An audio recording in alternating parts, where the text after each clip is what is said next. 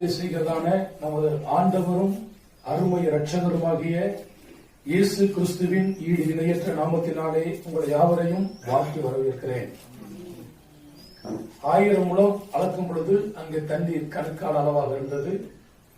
1000 முழம் அளக்கும் பொழுது இன்னும் அங்கே முழங்கால் அளவு இருந்தது. பின்பு அவன் 1000 முழம் அளக்கும் பொழுது அங்கே தண்ணீர் இடுப்பளவாக இருந்தது.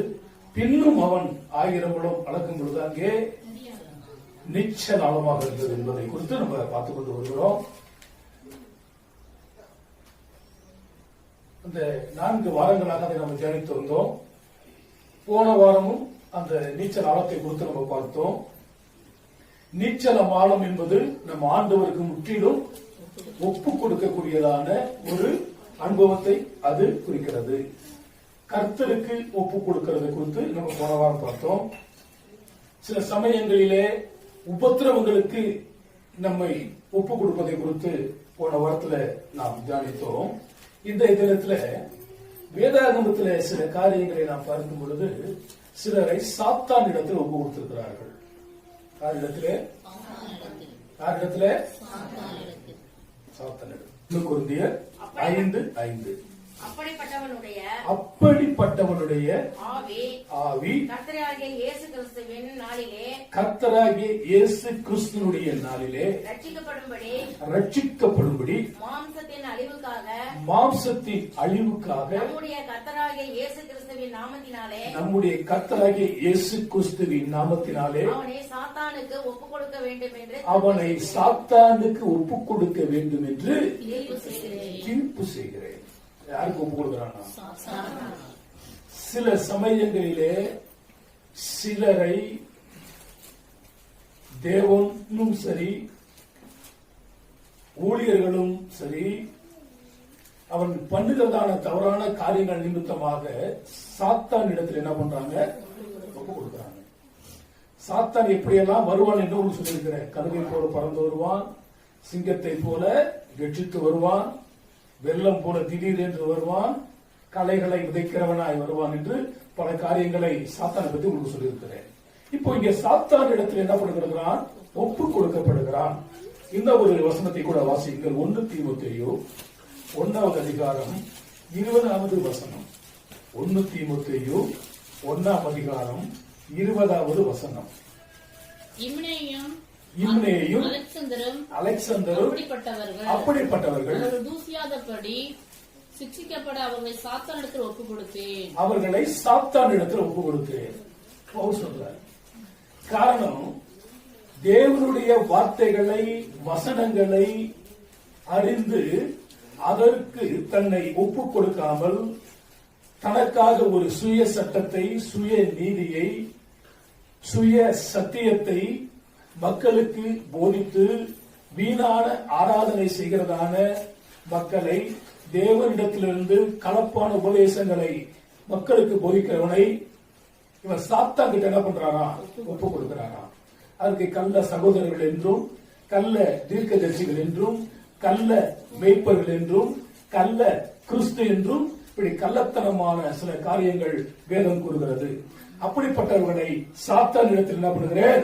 ஒப்பு கொடுக்கிறேன். இதெல்லாம் என்ன பண்ணினார்கள் என்றால், அதே பகுதியில் 3 to 12 வசனங்களை நீங்கள் வாசிக்கிறதான வேளைகளிலே அந்த தவறான காரியங்களை எல்லாம் குறித்து நம்ம தெரிந்திருக்கலாம். நமது வாழ்க்கையிலே தேவனாகிய கர்த்தர் நம்மோடு கூட இருக்க வேண்டும். சாத்தான் இடத்தில் அவர்கள் என்ன பண்ணினேன்? ஒப்பு கொடுத்தேன்.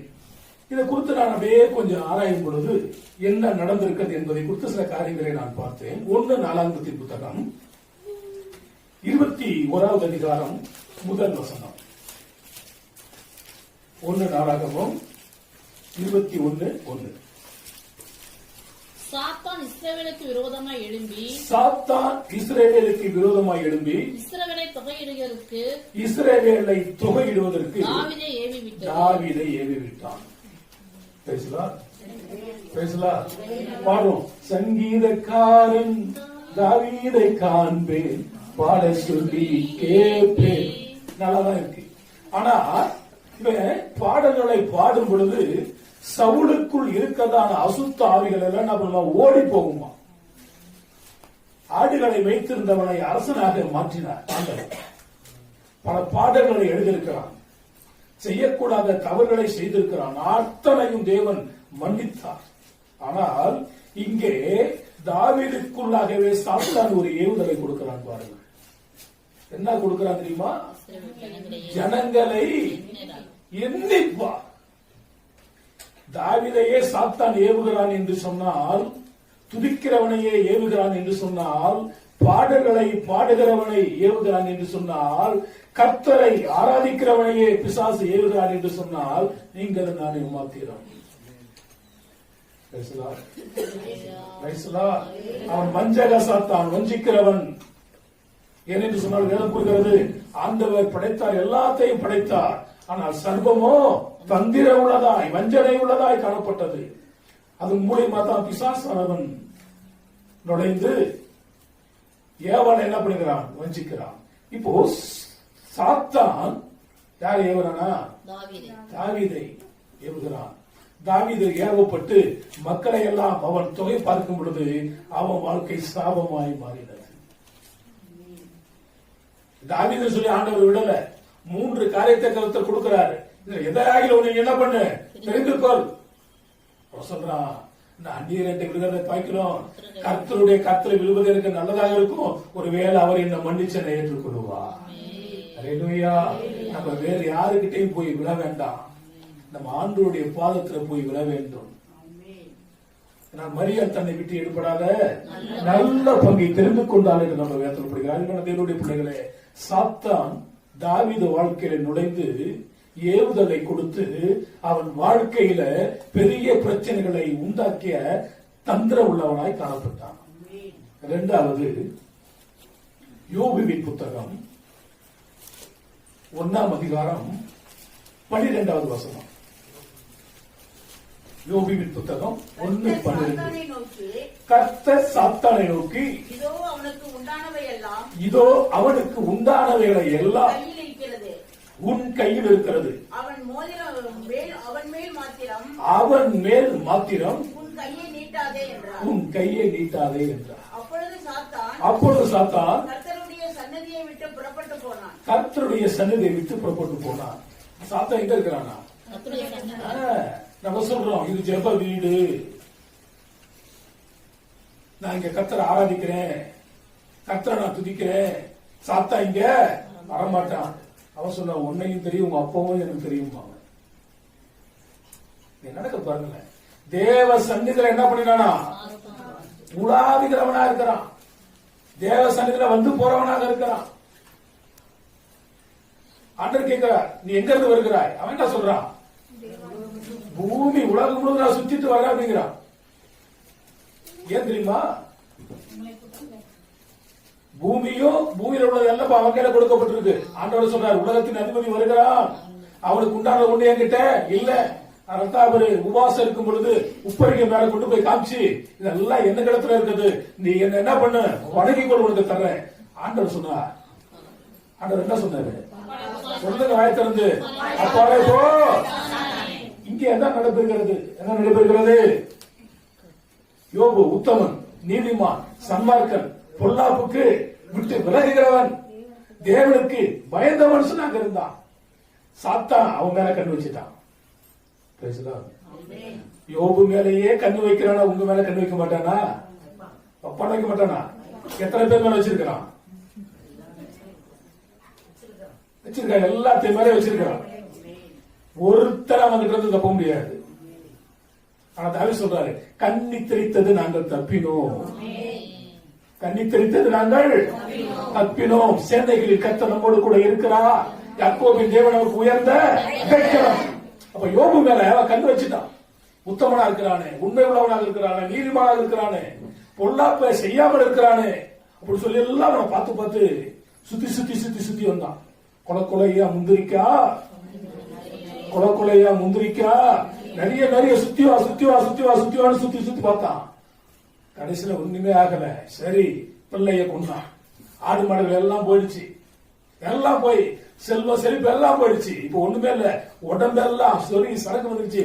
அல்லேலூயா ஸ்தோத்திரம், அல்லேலூயா ஸ்தோத்திரம் சொல்லிச்சுக்கிட்டே பாடிட்டு இருக்கிறான். ஆண்டவர் கேட்கிறாரு, என் தாசனாகிய யோபின் மேல கண்ணு வைத்தாயோ? ஆமா, வச்சுட்டேன். ஆண்டவர் சொல்றாரு, அவன் ஜீவனுக்கு எதிராக நீ என்ன பண்ணக்கூடாது, ஒன்னும் பண்ணிடக்கூடாது. என்னவோ பண்ணி பார்த்தான். அவன் மனைவி சொல்றா, நீ எதுக்கு தேவனை தூசித்து ஜீவனை இது பைத்தியக்காரி போல பேசாத. தேவனிடத்துல நன்மை பெற்ற நாம் தீமை பெற வேண்டாமோ? கர்த்தர் கொடுத்தார், கர்த்தர் எடுத்தார், கர்த்தருடைய நாமத்துக்கு. அவர் என்னை கொன்று போட்டார், நான் உத்தமத்தில் இருப்பேன். என் மீட்பர் இருக்கிறார். தாவீது அவன் விட்டு வைக்கல. அந்த சாத்தான் என்ற பேரு அந்த 1 நாளாகமும் 21:1 தான் முதல் வேதாகமத்தில் வருகிறது. அவருடைய நடை உடை பாவனைகள் பேச்சுவார்த்தைகள் அர்த்தத்துவம் எல்லாம் யோபுவின் புத்தகத்தில் இருக்கிறது. என்ன வந்தாலும் எது நடந்தாலும் அப்பாவை ஸ்தோத்தரிப்பே.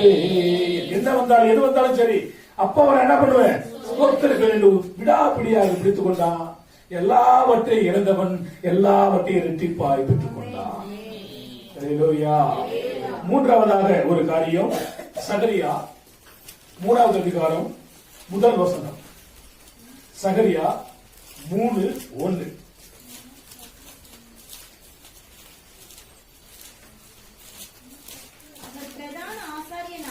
அவன் பிரதான ஆசாரியனாகிய யோசுவாவை எனக்கு காண்பித்தார். அவன் கர்த்தருடைய தூதனுக்கு முன்பாக நின்றான். சாத்தான் அவனுக்கு விரோதம் செய்ய அவன் வலது பக்கத்திலே நின்றான். எங்க பிரதான ஆசாரியன். இந்த பிரதான ஆசாரியன் தான் இஸ்ரவேல் ஜனங்களுடைய பாவங்களுக்காக பாவ நிவர்த்தி செய்யும்படியாக தேவனுடைய சன்னதியில உள்ள போறவன். இந்துக்கள் சொல்லும்போது கருவறை வரையிலும் போறவன். அவன் வலது பக்கத்துல யார் நிக்கிறானா?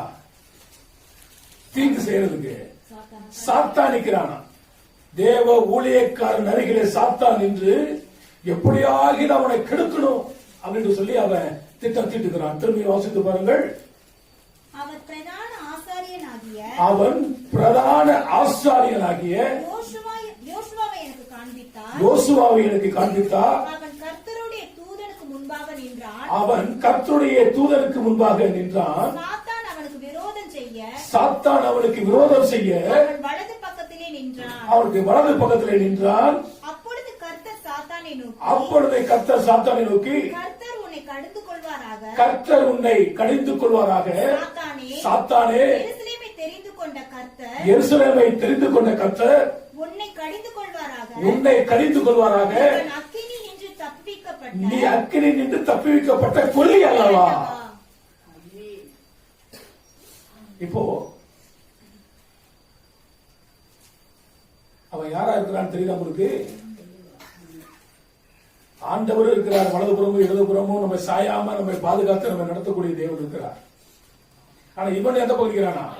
அம்மா வலது பக்கம் இருப்பான், இடது பக்கம் இருப்பான், சுத்தி வருவான். ஒரு கணவன் மனைவி கல்யாணம் ஆகி நல்லா அன்பா வாழ்ந்துட்டு இருக்காங்க. 1 மாசம் ஆச்சு, 2 மாசம் ஆச்சு, 3 மாசம் ஆச்சு, 4 மாசம் ஆச்சு, 5 மாசம் ஆச்சு. இப்படி வாங்கும்போது ஆரம்பத்துல அவர் பேரை வச்சிருந்தார். மனைவியுடைய செல்வ ஸ்வீட்டி. இப்படி யாரு? இனிமையானவர். 1 வருஷம் ஆச்சு, அப்படி மாத்தினா டார்ச்சர். ஸ்வீட் என்னன்னு மாத்திட்டான், டார்ச்சர். அப்புறம் கொஞ்சம் ஆச்சு, ராங் நம்பர் போட்டான். என்ன போட்டான்? சீட்டியா இருந்தது டார்ச்சரா வந்து டார்ச்சர் இருக்குது. அப்படி ஒரு கூட்டம் நடந்துகிட்டு ஒரு பாஸ்டர் கேட்டாரு, இப்ப யாராவது சாத்தான பார்த்துருக்கீங்களா? ஒரு கை தூக்குனா, சாத்தான பார்த்துருக்கீங்க வாடா, அவரை வரவேற்று எப்படா இந்த சாத்தா அப்புறம் அங்க முக்காடு போட்டுட்டு இருக்கா பாரு. அவன் பொண்டாட்டிய வந்துட்டு இருக்கான் சாத்தான்க்கா. இப்படிதான் வாழ்க்கையில சாத்தான் வந்து பல வகையில நுழைஞ்சிட்டு இருப்பான். இப்ப நுழையலாம். அவன் ஆவியாக இருக்கிறான். எப்படி ஒரு உள்ள என்ன பண்ணலாம், நுழையலாம். இப்ப பிரதான ஆசாரி இங்கே நடக்கிற சம்பவம் கேட்டீங்கன்னா, மோசனுடைய சரீரத்தை குத்ததான ஒரு தர்க்கம் நடக்குது. சொல்ற கர்த்தர் உன்னை ஏன் அப்படி சொல்றானா, அவன் கர்த்தரால் அபிஷேகம் பண்ணப்பட்ட கேரு, மறந்துடக்கூடாது. அபிஷேகம் பண்ணப்பட்ட கேரு, அதிகாலையின் மகன், விடிவெள்ளி நட்சத்திரம். அக்கினி கற்களின் மத்தியிலே உலாவுகிறவன். அவன் எழுந்தானா ஒரு இசை, நடந்தா ஒரு இசை, உட்கார்ந்தா ஒரு இசை. இன்னைக்கு இது ஓடிட்டா டிவியில வந்து பாருங்க, 2 கொம்பு போட்டு சாத்தான். சாத்தான் அப்படி கிடையாது, அவன் முற்றிலும் அழகுள்ளவன். ரொம்ப அழகா இருப்பான். ஏன்னா விசித்திரமாய் ஆண்டவர் அவனை செய்தார், ரொம்ப நேர்த்தியை செய்தார். அவன் பழுதற்றவனாய் காணப்பட்டான். எப்பொழுது பழுதடைந்தான் என்றால், இந்த வடதிசை சீயோன் பருவத்திலே நான் வீட்டில் இருந்தால் நல்லா இருக்கு நினைச்சா பாத்தீங்களா, அப்பத்தான் அவன் தள்ளப்பட்டான். அதுக்கு பிறகுதான் அவன் சாத்தானா மாறினான். அதனால தான் நீங்கள் நான் யாருக்கு எதிர்த்து நிக்கணும்? சாத்தானுக்கு எதிர்த்து நிற்கும் பொழுது அவன் உங்களை விட்டு என்ன பண்ணுவானா? ஓடி போவான். தாவீதுடைய வாழ்க்கையிலே சாத்தான் குறுக்கே வந்தான். யோபுடைய வாழ்க்கையிலே சாத்தான் குறுக்கே வந்திருக்கிறான். பிரதான ஆசிரியனாகிய யோசுவாவின் அவருடைய வாழ்க்கையிலே சாத்தான் குறுக்கே வந்திருக்கிறான். லூக்காவின் சுவிசேஷம் 13ஆம் அதிகாரம் 16வது வசனம். இதோ சாத்தான் 18 வருஷமாய் கட்டியிருந்த ஆபிரகாமின் குமாரத்தியாகிய இவளை ஓய்வு நாளில் இந்த கட்டிலிருந்து அவிழ்த்து விட வேண்டியதில்லையா என்றார். இப்போ ஆபிரகாமின் குமாரத்தி யாரு? நீங்களும் நானும் ஆபிரகாமின் குமாரனாக, ஆபிரகாமின் குமாரத்தியாய் காணப்படுகிறோம். உங்களையும் என்னையும் பிசாசானவன் பல வகையில கட்டி வச்சிருக்கான். அந்த கட்டிகளிலிருந்து விடுதலையாக்க வேண்டும் என்று தேவன் விரும்புகிறார். அல்லேலூயா. நான் புள்ளி வைக்கிறேன், நீங்க கோலம் போட்டு.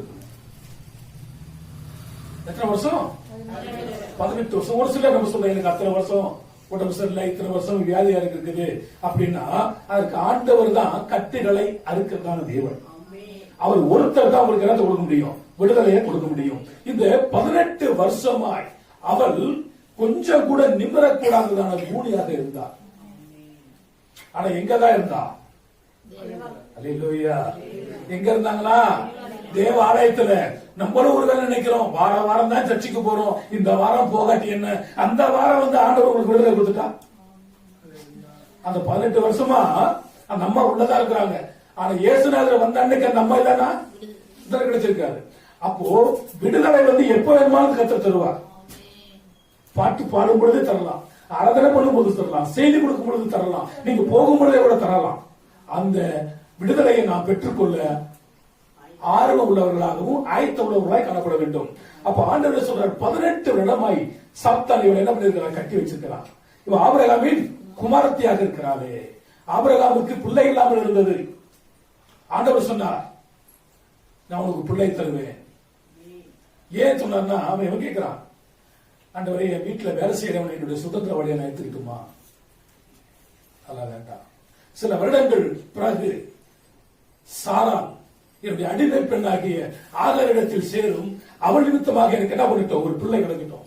அப்படி பார்க்கும்போது ஒரு கற்பம் தரித்து வேலைகளை தன்னுடைய நாச்சியாரை, எஜமாட்டியை என பரியாசம் பண்ணினாலாம். இது நிமித்தமாக அவளை கடிந்து கொண்டு சத்தம் போடும் பொழுது அவள் ஓடி போறான். அங்கே தேவன் தரிசனமாகிறார். உன் நாச்சியாருக்கு நீ என்ன பண்ணு? அடங்கி இல்லை. உன்னுடைய பிள்ளையை நான் என்ன பண்ணுவேன்? பெரிய ஜாதியாக்குவேன். அவன் எல்லாத்துக்கும் விரோதமாக அவன் இருப்பான், அவனுக்கு விரோதமாக எல்லாரும் இருப்பார்கள். அவனுடைய பெயர் இஸ்மவேல் எனப்படும் போல சொல்லி தொட்டு விட்டார். திருப்பி வந்து அங்கே அடங்கி உடங்கி இருக்கும் பொழுது நடந்த சம்பவம் தெரியும். அந்த சூழ்நிலைகளிலே ஆண்டவர் ஆபிரகாமுக்கு சொல்றாரு, உன்னுடைய கற்ப பிறப்பு தான் உங்களுக்கு சுதந்திரம் வேண்டி. அந்த ஆபிரகாம் நமக்கு விசுவாசிகளின் தகப்பனாக இருக்கிறார். இந்த உலகத்தில் பிறந்த அனைவரும் ஆபிரகாமுடைய ஜெனரேஷனாக இருக்கிறபடினால நீங்கள் நானும் யாராக இருக்கிறோம்? ஆபிரகாமின் குமாரனாகவும் ஆபிரகாமின் குமார்த்தையாக இருக்கிறார். என்னுடைய ஆபிரகாமின் குமாரனும் குமார்த்தையும் 18 வருடமாக கட்டப்பட்டிருக்கிறாரே, இவரை கட்ட அவிழ்க்க வேண்டியது வேணுமா வேணாமா? கட்ட அவிழ்க்கணும் கர்த்தர் சொல்றாரு. உங்க கட்டுகளை எல்லாம் தேவனுடைய நாள்ல அறுத்து போடுவாராக. உங்களுக்கு விரோதமாக இருந்த சாத்தானின் கிரியைகள் இயேசுவின் நாமத்தில் நிர்மூலமாகட்டும். விடுதலைக்கு நாயகர் உங்க வாழ்க்கையில வெற்றி தரட்டும். 5வது லூக்கா சுவிசேஷம் 22 3வது வசனம். 22:3. அப்பொழுது 12 ஒருவனாகிய ஸ்காரியோத் பன்னிருவரில் ஒருவனாகிய ஸ்காரியோத் என்னும் மறுபேர் கொண்ட யூதாசுக்குள் சாத்தான் புகுந்தான். திரும்பி படிங்க. அப்பொழுது பன்னிருவரில் ஒருவனாகிய ஸ்காரியோத் என்னும் மறுபேர் கொண்ட யூதாசுக்குள் சாத்தான் புகுந்தான். இங்கே அந்த 12 யாரு? இயேசு கிறிஸ்துவின் 12 சீடர்கள். 12 சீடர்களில் ஒருவனாகிய ஸ்காரியோத் என அழைக்கப்படுகிறதான யூதாசுக்குள் சாத்தான் புகுந்தான். இயேசு கிறிஸ்து அவர் கூட இருக்கிற அவனுக்கே உள்ள யார் புகுந்தா? அப்ப உங்களுக்குள்ள நுழைவானா நுழைய மாட்டானா? சொல்லுங்க. நுழைவானா நுழைய மாட்டானா? உலகத்துல சொல்றாங்க ஊசி இடம் கொடுத்தாதான் நூலு நுழையுமா. அப்ப நம்ம வாழ்க்கையில ஆண்டவர் சொல்றார் சாத்தானுக்கு என்ன பண்ணாங்கன்னா கொடுக்காதீங்கன்றார். அப்ப சாத்தானுக்கு இடம் கொடுத்துட்டா ஒண்ணு போய் பொல்லாத 7 என்ன பண்ணியுமா கூட்டிக்கிட்டு வரும். எனவே நாம் ஜாக்கிரதை உள்ளவர்களாக இருக்க வேண்டும். நான் யாரு தெரியுமா? நான் எப்படிப்பட்டவன் தெரியுமா? சாத்தா என்கிட்ட வர முடியுமா? அப்படிலாம் நம்ம சொல்ல முடியாது. அவன் தந்திர உள்ளவன். எப்படியாவது உள்ள நினைச்சு உங்க குடும்பத்தை கெடுக்க நினைப்பான், உங்க குடும்பத்தை பிடிக்க நினைப்பான், உங்க குடும்பத்தை சீரழிக்க நினைப்பான், உங்க சமாதானத்தை கெடுக்க நினைப்பான், சந்தோஷத்தை உடைக்க நினைப்பான். எனவே சாத்தானுக்கு எதிர்த்து நிலுங்கள், அப்பொழுது அவன் உங்களை விட்டு ஓடி போவான். ஆமென். அல்லேலூயா. அதனால நான் ஜெபிக்கிற மனுஷன், நான் துதிக்கிற மனுஷன், நான் ஆராதிக்கிற மனுஷன், நான் அப்படியா இருக்கும், நான் இப்படியா இருக்கும். சாத்தா என்கிட்ட வர முடியாது, என்ன பண்ண முடியாது, சொல்ல முடியாது. அவன் தந்திர உள்ளவன். நீங்க ஜாக்கிரதை உள்ளவர்களாக இருக்க வேண்டும். இயேசுநாதர் கூட இருந்ததான 12 சீடர்கள் ஒருவனாகிய யூதாசுக்குள் அவன் என்ன பண்ணினான்? நுழைந்தான். யோவான் 13:27 அதை கூட வாசித்து பாருங்கள். அவனை பத்தி என்ன சொல்லுகிறது வேணும். யோவான் 13:27. அந்த துணிக்கையை அவன் வாங்கின பின்பு சாத்தான் அவனுக்குள் புகுந்தான். அப்பொழுது இயேசு அவனை நோக்கி நீ செய்கிறதை சீக்கிரமாக செய். எந்த துணிக்கை? அந்த அப்பத்தையும் ரசத்தையும் அவன் வாங்கின உடனே சாத்தான் அவனுக்குள்ள. நம்ம நிறைய பேர் நினைக்கிறோம் நான் அப்பத்தையும் நான் ரசத்தையும் வாங்கி நான் உட்கொண்டு விட்டால் சாத்தான் என்கிட்ட வராது. அதை வாங்கி சாப்பிட்ட உடனே உள்ள போயிருக்காங்க. இயேசு கிறிஸ்து ஆசரித்தது பஸ்கா. நம்ம ஆசரிக்கிறது இயேசு கிறிஸ்து நமக்காகப்பட்ட பாடுகளை நினைவு கூறும்படி நாம் செய்கிறோம். அது ராத்திரிகளையும் செய்யலாம், பகலையும் செய்யலாம், காலையிலையும் செய்யலாம், எந்த நேரத்தில் வேணுமானும் செய்யலாம். அப்படி செய்யும் பொழுது இவர் எனக்காக அடிக்கப்பட்டார், இவர் எனக்காக நொறுக்கப்பட்டார், இவர் எனக்காக ரத்தம் சிந்தினார், இவர் எனக்காக மரித்தார், மீண்டும் 3ஆம் நாள் உயிர் தெழுந்தார். அல்லேலூயா. அதை நாம் மறந்துவிட கூடாது. இந்த அப்பம் ரசம் அது இயேசு கிறிஸ்து ரத்தத்துக்கு அடையாளமாகவும் அவருடைய சரீரத்துக்கு அடையாளமாகவும் தான் காணப்படுகிறது. இதை விசுவாசத்தோடு நாம் பெற்றுக்கொள்ளும் பொழுது இதை புசிக்கிறவன் மரித்தாலும் பிழைப்பான். அல்லேலூயா. வனாந்தரத்திலே உங்கள் பிதாக்கள் மன்னாவை புசித்தார்கள், அதை புசித்தவர்கள் எல்லாம் மாண்டு போனார்கள். நான் கொடுக்கிறத புசிக்கிறவன் மறியாமல் இருப்பான், அப்படியே பரலோகத்தை எடுத்துக் கொள்ளப்படுவான். அல்லேலூயா. அதற்கடுத்து 6வதாக லூக்கா சுவிசேஷம் 22வது அதிகாரம் 31வது வசனம்.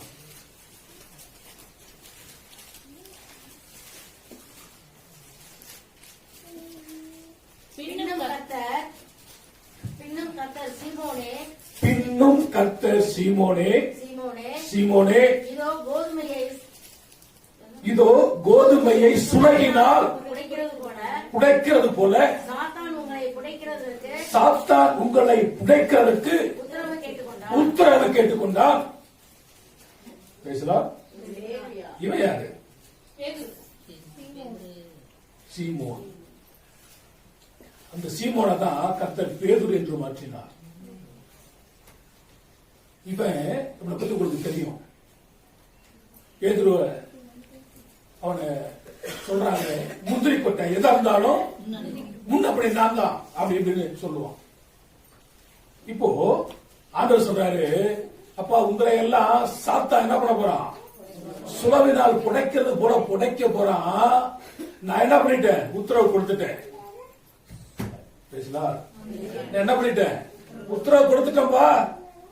ஆனாலும் உன்னுடைய விசுவாசங்கள் ஒழிந்து போகாதபடி உனக்காக என்ன பண்ண வேண்டுதல் செய்கிறேன். இப்படியாம்பட்ட பேதுரு, கடல் மேல் நடந்ததான பேதுரு, மீனின் வாயிலிருந்து வெள்ளிப்பணத்தை எடுத்ததான பேதுரு, வலைகள் கிழியத்தக்கதான 153 பெரிய மீன்களை கொடுத்ததான பேதுரு, கர்த்தர் உட்கார்ந்து பிரசங்கம் தன்னுடைய படகை கொடுத்ததான பேதுரு, இப்படியாம்பட்டதான பேதுரு வேலைக்கார பொண்ணுகிட்ட பார்த்து பயப்படுறான். அவன் கூட நான் இல்ல சத்தியம் பண்ணவும் சபிக்கவும் தொடர்ந்தான். 3 முறை மறுதளிச்சான். பக்தர் பாடுறான், சேவல் கூவிடும் 3 வேளையும் சொந்த குருவை மறுதளித்தார். ஓடி ஓடியும் பேதுருவையும் தேடி அன்பா அணைத்துக் கொண்டார். ஏறுகின்றார், தள்ளாடி தவழ்ந்து களைப்போடு அவர் ஏறுகிறார். இப்படியாப்பட்ட பேதுரு அவர்கிட்ட போய் ஆண்டவர் கேட்கிறார், பேதுருவே, சீமோனே, என் ஆடுகளை வைப்பாயா?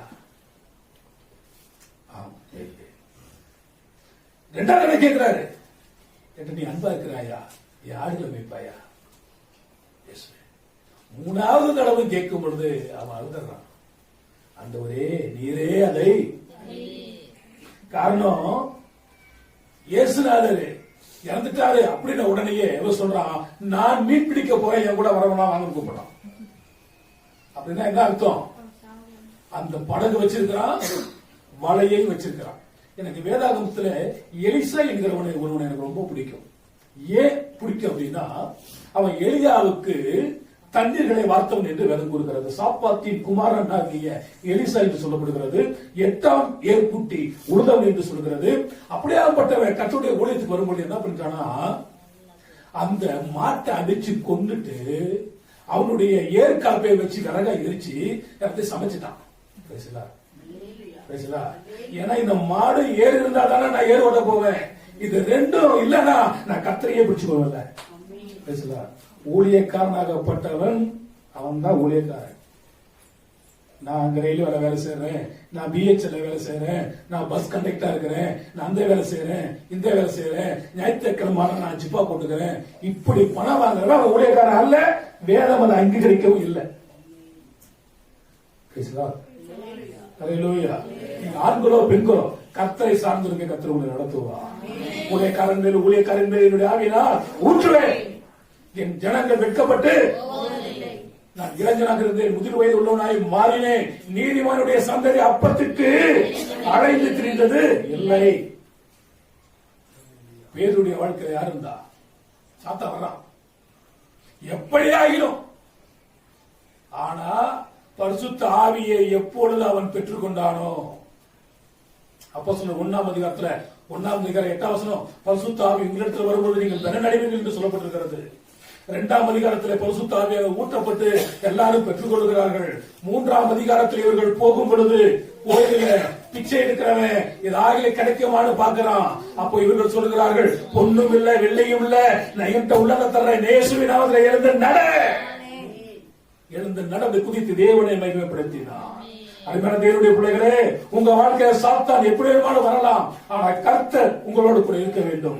எப்பக்கம் நெருக்கப்பட்டு ஒடுங்கினார் போவதில்லை. 7வதாக அப்போஸ்தலர் நடபடிகள் 5ஆம் அதிகாரம் 3வது வசனம். பேதுரு அவனை நோக்கி, அனனியாவே, நிலத்தின் கிரயத்தில் ஒரு பங்கை வஞ்சித்து வைத்து பரிசுத்த ஆவியினிடத்தில் பொய் சொல்லும்படி சாத்தான் உன் இருதயத்தை நிரப்பினது என்ன? நல்லாதான் இருந்தான். யாரு? அனனியாவும் சப்புராலும் நல்லாதான் இருந்தாங்க. தன்னுடைய காரியாட்சிகள் எல்லாம் என்ன பண்ணினாங்க? வித்து எல்லாரும் ஒன்றாக அனுபவிப்போம் என்று சொல்லி தீர்மானம் பண்ணினாங்க. எல்லாம் கொண்டு வந்து வித்து ஒன்னா வாழ்ந்தாங்க, சந்தோஷமா வாழ்ந்தாங்க. சந்தோஷமா இருங்க, சந்தோஷமா இருங்க, எல்லாம் சந்தோஷமா வாழ்ந்தாங்க. ஆனா இந்த அனனியா என்பவன் நிலத்தை வித்துட்டு கொஞ்சம் பணத்தை வீட்டுல செருவாடு காசுன்னு சொல்றது போல தனக்கு வேணும்னு சொல்லி ஒதுக்கி வச்சுக்கிட்டு மிச்சத்தை கொண்டு வந்து பேதருடைய கையில அவருடைய பாதத்தை வைக்கிறான். இந்த பேரு சொல்றான், நீ வஞ்சித்து வைக்க சாத்தான் உன் இருதயத்தை ஏவிடுது என்ன? நம்மள நிறைய சமயத்துல சாத்தான் ஏவுதல் உண்டாக்குறான். அது தேவன் ஏவுகிறாரா, சாத்தான் ஏவுகிறாரா, உன்னுடைய மாம்சம் ஏவுகிறதா, ஹோலி ஸ்பிரிட்டா, டேவிட் ஸ்பிரிட்டா, மேன் ஸ்பிரிட்டா என்பதை பார்க்கணும். சில சமயத்துல சாத்தான் ஏவுவது தேவன் ஏவுவது போல இருக்கும். சில சமயத்துல தேவன் ஏவுவது சாத்தான் ஏவுவது போல இருக்கும். தமிழ்ல உணர்ச்சி வசப்படுதல், எமோஷனல். இந்த காரியத்துக்கு நம்ம ஒப்பு கொடுக்காமல் தேவனுடைய திட்டத்துக்கு, தேவனுடைய சித்தத்துக்கு நம்ம ஒப்பு கொடுக்க வேண்டும். அப்போ வித்து எல்லாம் கொண்டு வந்து கொடுக்க நினைச்சான். ஆனா ஒரு பங்கா வஞ்சித்துட்டு, இவ்வளவு தான் வித்தியா? ஆமா, நான் இவ்வளவு தான் வித்தேன். அருமையான தேவனுடைய பிள்ளைகளே, ஒருவேளை அவன் சொல்லிருக்கலாம், நான் 10 லட்சம் ரூபாய்க்கு வித்தேன், எனக்கு 2 லட்சம் ரூபாய் நான் எடுத்துக்கிட்டேன், மிச்சம் 8 லட்சம் ரூபாய் கொடுத்துருக்கிறேன், மேட்ரு ஓவர். அதை யாரும் ஒன்றும் சொல்ல முடியாது. இவ்வளவுதான் வித்தியா? இவ்வளவுதான் வித்தேன். பரிசுத்த ஆவியினிடத்தில் நீ போய் சொன்னதுக்காக கர்த்தர் உன்னை அடிப்பாராக என்றான். அவன் அதே இடத்தில் மாண்டு போனான். சாத்தான் நம்ம ஏவாதபடி எச்சரிக்கையாக இருக்க வேண்டும். அவன் பொண்டாட்டிகிட்ட கூட சொல்லல, அவன் தூக்கிட்டு போய் அடக்கம் பண்ணிட்டு வந்தாங்க. அப்படியே மனைவி வந்தா, சபிரா வந்தா, என்னம்மா ஆச்சு, இவ்வளவுதான் வித்தீங்க? ஆமா, இவ்வளவுதான் வித்தோம். உன் புருஷனை அடக்கம் பண்ணவன் உன்னை அடக்கம் பண்ண, அவளை சேர்த்து அவளுக்கு கொடுக்க படைக்க மாட்டாங்க. நாம் கர்த்தரிடத்திலே ஜாக்கிரதை உள்ளவர்களாக இருக்க வேண்டும், உண்மை உள்ளவர்களாக இருக்க வேண்டும், உத்தம உள்ளவர்களாக இருக்க வேண்டும். பிசாசு எப்படியாகிலும் ஒரு ஏவுதலை கொடுத்து நமது வாழ்க்கையை சீர்கட்டு போகாதபடி ஜாக்கிரதை உள்ளவர்களாக இருக்க வேண்டும். அரசாங்கம் 2500 ரூபாய் கொடுத்துச்சு. அந்த 2500 ரூபாயை வாங்கிட்டு ஆடிய ஆட்டம் என்ன, பாடிய பாட்டம் என்ன, அடிச்ச குத்தி என்ன, கும்மாளம் என்ன, யாராக ஒருத்தர் ஒரு 250 ரூபாய் வந்து தசமா குத்திங்க, எல்லாம் 2600 ரூபாய் வாங்கிருப்பீங்க. வாங்கல இல்லையா? சொல்லுங்க, வாங்கல இல்லையா? அப்ப வந்து ஒருத்தர் கூட என்ன பண்ணுங்க,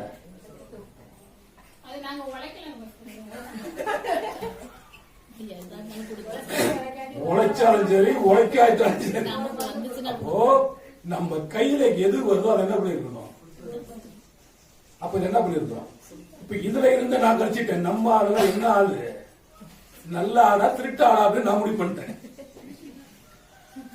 அப்போ இந்த 2250 ஊரு உலகத்துக்கு தெரிஞ்சதே முழுசா தின்னுட்டு ஏமாத்துற நீங்க, உங்க வாழ்க்கையில வர்றதான காணிக்க வர்ற வருமானத்துல நீங்க ஆண்டவருக்கு நிச்சயம் என்ன பண்ணல 10% கொடுக்கல என்பதை நான் ஊர்ஜிதப்படுத்துறேன்.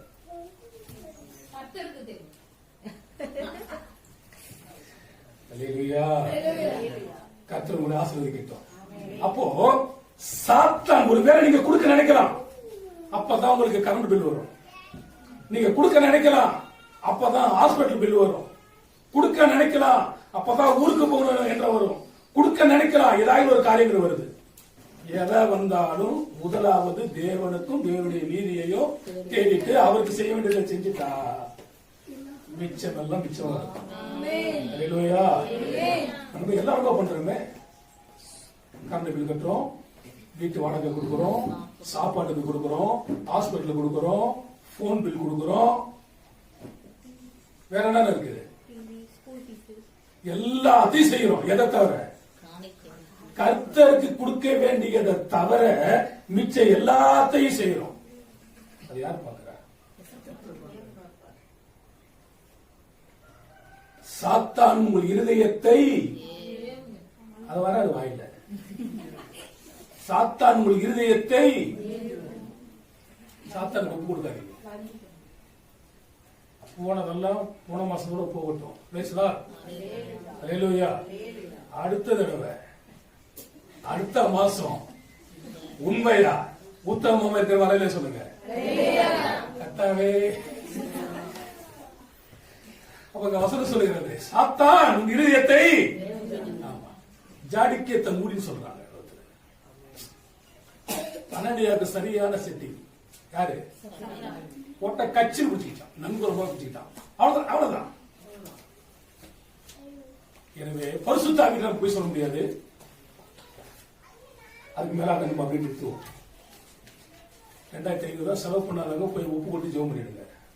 காலி பண்ணினவங்க ஆண்டவரை கொடுத்து ஸ்தோத்திரம், நான் இதுல ஏமாத்திட்டேன், இதுக்கு மேல நான் ஏமாத்த மாட்டேன், அல்லேலூயா, ஒப்பு கொடுத்து கர்த்தர்ட்ட சமரசம் ஆயிடுங்க. 8வதாக 1 கொரிந்தியர் 7ஆம் அதிகாரம் 5வது வசனம்.